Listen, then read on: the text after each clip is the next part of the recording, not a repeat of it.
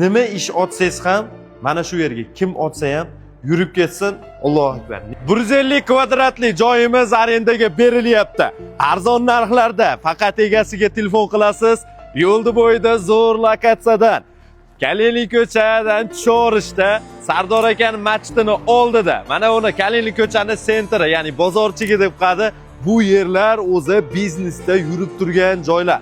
Pastdagi magazinlar polni arendaga berilgan kiyim-kechak nimaki narsa bo'lsa, TVdagi Kalinli ko'chani domini tayinlagan polni berilib bo'lgan. Amma yerda 150 kvadratli joyimizni bitta ko'raveramiz. Yangi ochilgan joy 0 probegda, hali hech kim ishlatmagan va bu yer 150 kvadrat metr. Iloji boricha egasi aytayapti, optim hammasini bitta odamga beray deyapti. Agar kiray iloji bo'lmay qolsa, ikkita eshigi bor. Mana shu yerdan bitta stenani qo'yasiz. Bu tomonda bitta eshik, kameraning orqasida mana bu do'kon bitta. Mana bunisi bu tomoni. Bu eshikdan bu yog'i yana ikkita do'kon bo'lib ishlaydi. Telefon qilib ko'ring egasiga. Mana bunday keng joyimiz.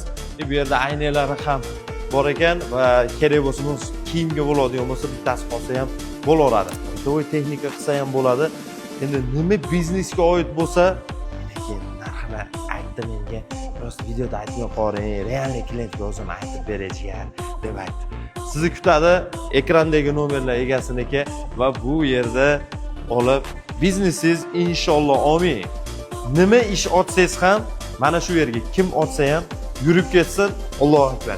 Amallar niyatga bog'liq va chiroyli niyat qilib men duo qilib qo'ydim. Hozirda bu ko'chaning nomi Amir Temur bo'lib o'zgargan. Oldin Kalinli ko'cha bo'lib atalar edi. Endi bu joyga keldik. Mana bu magazinda parkovkasi.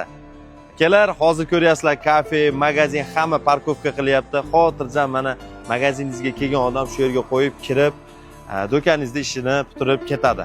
Telefon qilinglar, yaxshi narxlarda qilib beraman dedi va qarang, sentralniy ko'cha, yangi asfalt bo'lgan ko'chada sodingizni bersin.